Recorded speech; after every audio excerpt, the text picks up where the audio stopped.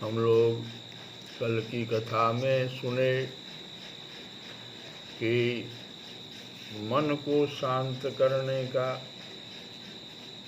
वो भी वर्तमान समय में एक ही रास्ता बताया गया कि हरि नाम संकीर्तन के द्वारा मन भी शांत होगा, स्थान भी पवित्र होगा। भगवान कहते हैं कि नास्ति बुद्धि अयुक्तस्य न च अयुक्तस्य भावना न च अभावयतः शांतिः।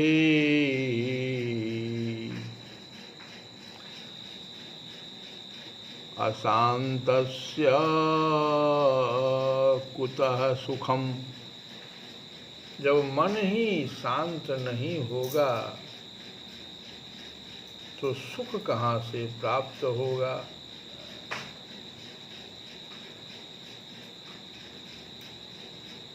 बहुत बढ़िया, अगर हम इसको समझने की कोशिश करें। कोई व्यक्ति बहुत दिन भर काम करके आता है, माता से या पत्नी से उसे बहुत अच्छा भोजन बना करके उसके सामने परोस दिया जाता है। वो सोचता है कि आज तुमको खूब सुख मिला, भोजन जो अच्छा मिला है। लेकिन ठीक उसी समय में आजकल का जो मोबाइल का समय है, घंटी बजती है, उठाता है तो मालूम होता है कि उसके किसी परम मित्र या किसी की कोई दुर्घटना या घटना घट गई है। अब वो तो उसका मन अशांत हो जाता है। अब उस भोजन से उसको सुख कहाँ से प्राप्त होगा। भले ही वो खाना खा रहा है लेकिन उसकी शांति भी चली गई, सुख भी चला गया। इसलिए भगवान कह रहे हैं कि बिना कृष्ण भावना भावित हुए शांति की कोई संभावना नहीं हो सकती।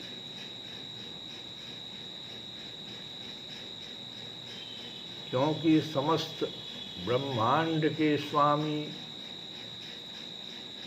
और समस्त जीवों के असली मित्र भगवान ही तो हैं, उन्हीं से शांति मिल सकती है। क्योंकि जो कृष्ण भावनामृत में परमेश्वर से संबंधित नहीं है, उसकी न तो बुद्धि दिव्य होती है और न मन स्थिर होता है, जिसके बिना शांति की कोई संभावना नहीं है। और शांति के बिना सुख हो भी कैसे सकता है। तो ये जो भगवान शांति की बात कहते हैं,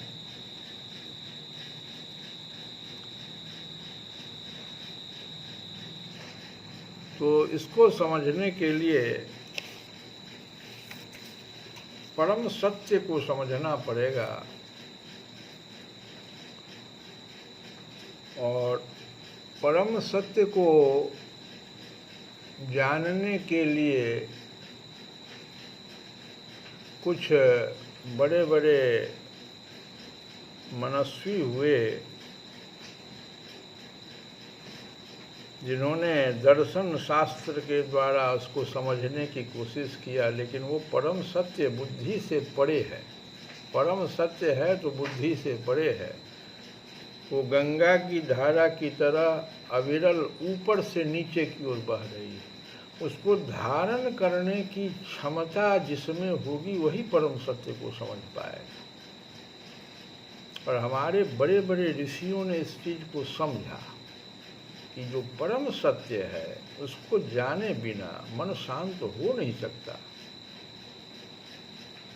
और उसको जानने की जो सनातन विधियां हैं उसको थोड़ा सा हम लोग समझें। तुलसी बाबा भी कहते हैं कि हालांकि कई बार हमें गुरु ने उस सत्य को समझाया, तदपि कही गुरु बारही बारा, समुझ परे कछु मते अनुसारा। बचपना जो था पूरा समझ में नहीं आ रहा था। तुलसी बाबा कहते हैं मन ठीक नहीं था, बचपना जो थी। और जब तुलसी बाबा ने समझा तो अपने मन को ही कथा सुनाने लगे। अब इसमें तुलसी बाबा के रामचरितमानस में 4 घाट है। प्रथम घाट जो है वो ज्ञान घाट है, जो शिव जी पार्वती जी का संवाद है। दूसरा घाट है वो उपासना का घाट है, वो कागभूषुंड जी की कथा है। तीसरा घाट जो है वो भारद्वाज और याज्ञवल्क जी का जो कर्म का घाट। और देखो, न कर्म आसान है, न उपासना आसान है, न ज्ञान आसान है। ये तो हम कई कथा में इसको बताया। सबसे अच्छा है तुलसी बाबा का जो घाट है, शरणागति का घाट। भगवान के शरणागति हो जाएगी। और यही तो कथा बार बार भगवान भी कह रहे हैं, सिर्फ मेरे शरण में अर्जुन तुम आ जाओ ना।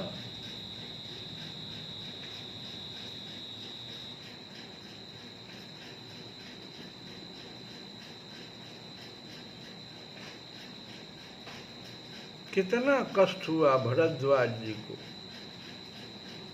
त्रिवेणी में रहते थे, कितना बार त्रिवेणी नहाए, लेकिन उनको एक संदेह दूर नहीं हो रहा था। और क्या संदेह था कि राम तत्व क्या है। याज्ञवल्क जी से क्या पूछा था उन्होंने कि दशरथ जी का जो पुत्र है वो राम की चर्चा कथा में है या कोई और नाम है। देखो, ये भरद्वाज जी को कहा जाता है वेद के बहुत अच्छे महात्मा थे, वेद के ज्ञाता। और याज्ञवल्क जी जो थे वेद के तत्व को जानने वाले थे। तो वेद को जानने वाला महात्मा वेद के तत्व को जानने वाले महात्मा से अपना संदेह दूर करवा रहा है। ये कठिन है, इसीलिए भगवान नाम का संकीर्तन पर बहुत ज़्यादा जोर दिया गया। इसको और हम समझें ठीक से, जो हम बताए न, परम सत्य को जानने की जो पद्धति सनातन हमारी है, ये बुद्धि से नहीं जानी जा सकती है, ये गुरु शिष्य परंपरा से जानी जा सकती है। कैसे?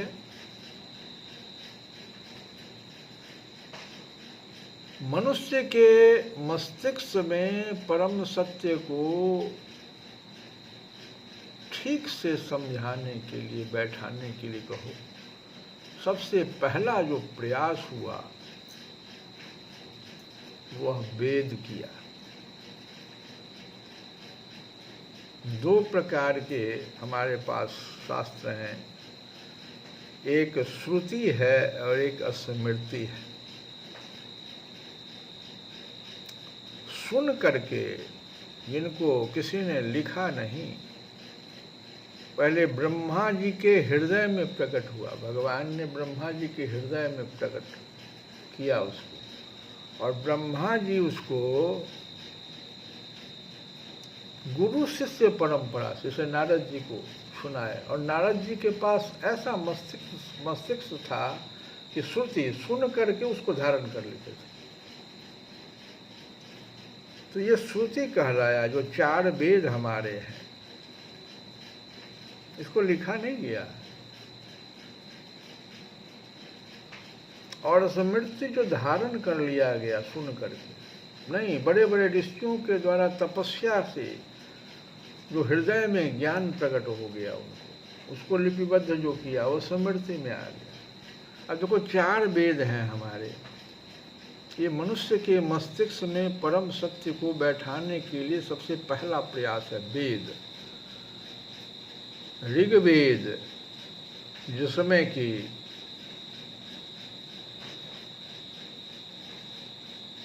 ऋग्वेद, यजुर्वेद, सामवेद और अथर्ववेद। अब वेदों के अर्थ को समझने के लिए, वेद तो बड़ा कठिन था, इसके अर्थ को समझने के लिए फिर 6 वेदांग बनाए गए। ये 6 वेदांग कौन कौन है?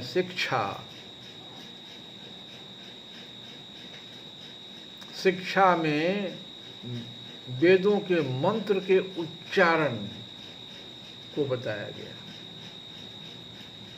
वेदांग है ये। दूसरा है कल्प, इसमें यज्ञ आदि के नियम बताए गए। तीसरा है व्याकरण, ये सब वेदांग की बात करें, 6 जो वेदांग है। व्याकरण, इसमें वेद के भाषा का उच्चारण, व्याकरण बताया गया है। ये सब ऋषियों ने धीरे धीरे किया, बाद में आके कैसे वेद को समझाया जाए, तो 6 वेदांग बनाया। पहला शिक्षा, जिसमें कि वेदों के मंत्र का उच्चारण कैसे किया जाए। कुछ ऋषियों ने जो यज्ञ वगैरह के बारे में जो वेद में बताया गया था, तो उसके क्या क्या नियम होंगे, वो तो सूत्रवत लिखा हुआ है। फिर वेद के भाषा का व्याकरण, फिर अगला जो वेदांग है वो निरुक्ति, उसमें क्या आया, वेद का जो, जैसे अभी भी अंग्रेजी वगैरह का डिक्शनरी होता है समझने के लिए, तो वेद में जो कुछ शब्द है उसका कैसे समझें, उसका डिक्शनरी, निरुक्ति। फिर 5वां वेदांग है छंद। छंद में क्या आया, जो मंत्र वेद में दिया गया है उसके स्वर, उसका स्वर क्या होगा, उच्चारण का स्वर, किस प्रकार से उसको, किस स्वर से उसको गाया जाएगा, बोला जाएगा, मंत्र के उच्चारण का स्वर, ये छंद। और सबसे अंत में वेदांग जो बना वो ज्योतिष शास्त्र जिससे आया, ज्योतिष वेदांग। ये 6 वेदांग बने वेदों के अर्थ को समझने के लिए। फिर इसके बाद जब इससे भी नहीं वेद समझ में आ रहा था, तब उपवेद बनाया गया। ये सारी क्रियाएं परम सत्य को जानने के लिए प्रयास जो ऋषियों के द्वारा किया गया है, हमारे भारतीय पद्धति में उसको हम समझा रहे हैं। फिर आया 4 उपवेद। कहा गया ये वेद तो है, लेकिन हम लोग तो संसार में रहते हैं, लौकिक लोग हैं, तो संसार में इस वेद का क्या महत्व है। तो उपवेद बताया गया, वेद से उपवेद, ये 4 हो गए। कौन कौन? ऋग्वेद का उपवेद हो गया अर्थवेद, इसमें अर्थशास्त्र बताया गया। ऋग्वेद से आया है ये अर्थशास्त्र, कैसे धन संसार में तुम रहते हो, धन कैसे कमाना चाहिए, ऋग्वेद से इसका उपवेद है अर्थवेद। यजुर्वेद से आया तुमको धनुर्वेद, क्योंकि क्षत्रिय लोग अधिक थे, धनुष विद्या का ज्ञान उनको चाहिए, तो यजुर्वेद से धनुर्वेद शास्त्र का ज्ञान हुआ। और सामवेद से गांधर्व वेद, जो जिसमें गायन विद्या वगैरह जो है, ये सब सामवेद से गांधर्व वेद। और स्वास्थ्य शिक्षा, ये स्वास्थ्य वाली बात जो है, ये कहाँ से आया? तो अथर्ववेद का, इससे आयुर्वेद आ गया, इसमें स्वास्थ्य संबंधी ज्ञान दिया गया। तो इसको लौकिक करने के लिए 4 उपवेद बने। वेद से लौकिक सांसारिक लाभ प्राप्त करने के लिए 4 उपवेद बनाया गया। इसके बाद भी देखा गया कि भाई अभी भी कमी है। जब बाल वेद व्यास जी 5000 वर्ष पहले आए और इस उपवेद के बाद 2 इतिहास ग्रंथ बन गया था। एक बहुत महत्वपूर्ण रामायण, जो त्रेता युग के समय का वर्णन वाल्मीकि जी के द्वारा, और दूसरा महाभारत, ये द्वापर में जो घटना घट गई। ये 2 इतिहास ग्रंथ बने जिस पर कि सारा भारतीय संस्कृति आधारित अभी है, इस रामायण और महाभारत पर। तो वेद व्यास जी ने देखा कि अभी भी लोग समझ में नहीं आ रहा है, तो 18 पुराण उन्होंने बना दिया। अब लिपिबद्ध करना शुरू कर दिया उन्होंने, और 18 पुराण में आपको 3 भाग में उनको बांट दिया। कुछ सत्य गुण पर आधारित है, जैसे पद्म पुराण, गरुड़ पुराण, भागवत पुराण, ये सत्व गुण पर आधारित है। कुछ पुराण जो हैं वो तमोगुण पर आधारित, ये रजोगुण पर आधारित है, जैसे ब्रह्म पुराण, भविष्य पुराण, मार्कंडेय पुराण, और जो हम लोग ये शिव पुराण, लिंग पुराण, ये सब जो सुनते हैं, ये तमोगुण पर आधारित है। आजकल उसी की कथा ज्यादा लोग सुनते हैं। स्कंद पुराण, लिंग पुराण, सूर्य पुराण, शिव पुराण, ये सब जो है, लिंग पुराण, ये सब। लेकिन वेद व्यास जी ने ये तीनों गुणों पर आधारित 18 पुराण की रचना कर दी कि कम से कम इस तरह के लोग हैं, बहुत लोग जो हैं तामसी वृत्ति के हैं, उनके लिए कौन सा पुराण कुछ लिखा जाए, नहीं वेद पर वो ध्यान देंगे। कुछ लोग रजोगुण पर आश्रित हैं, उनके लिए ब्रह्म पुराण, भविष्य पुराण, मार्कंडेय पुराण, और जो सत्व गुणी थे उनके लिए पद्म पुराण, गरुड़ पुराण, भागवत पुराण। और इतना करने के बाद भी वेद व्यास जी ने जब देखा कि अभी भी लोग वेद को नहीं समझ पाएंगे, तो फिर 6 दर्शन आए। ऋषियों ने, मुनियों ने शास्त्र को समझा, और जैसे जैसे जिस ऋषि ने जो समझा उस तरह का दर्शन बनाया। जैसे जैमिनी ऋषि ने जिसको समझा उसको मीमांसा दर्शन कहते हैं, उसमें कर्म कांड से संबंधित दर्शन है। वेद व्यास जी ने जो समझा उसको वेदांत दर्शन कहा जाता है। गौतम ऋषि ने जो समझा उसको न्यायिक दर्शन कहते हैं, और कनाद ऋषि ने जो समझा उसको वैशेषिक दर्शन कहते हैं। पतंजलि ऋषि ने जो समझा उसको योग दर्शन कहते हैं। जो अभी हम लोग योग दर्शन की बात करते हैं, यम नियम आसन प्राणायाम सब, और कपिल ऋषि ने जो समझा उसको सांख्य दर्शन कहते हैं। ये शास्त्रों को समझा, जैसे जैसे ऋषि मुनियों ने समझा तपस्या के बल पर, स्मृति जो बताया, श्रुति और स्मृति के अनुसार जो समझा शास्त्रों को, तो उन लोगों ने इस प्रकार का 6 दर्शन दिया। और इसके बाद तो सैकड़ों स्मृतियाँ बनी। मनु स्मृति है, जैसे हम लोग कहते हैं मनु स्मृति, इसी तरह से पराशर स्मृति, ऋषियों के द्वारा, ऋषियों के तपस्या के बल पर जो ज्ञान प्राप्त हुआ, हृदय में आया। और उसके बाद भी जब नहीं मन भरा ऋषियों का, तो निबंध लिखना शुरू कर दिया ऋषियों ने। जैसे अभी PhD थीसिस लिखा जाता है किसी एक विषय पर समझाने के लिए, वैसे ऋषियों ने कितने निबंध लिखे। ये सारी जो बातें हम अभी बताए, सब परम सत्य का निर्णय करने के लिए कि परम सत्य है क्या।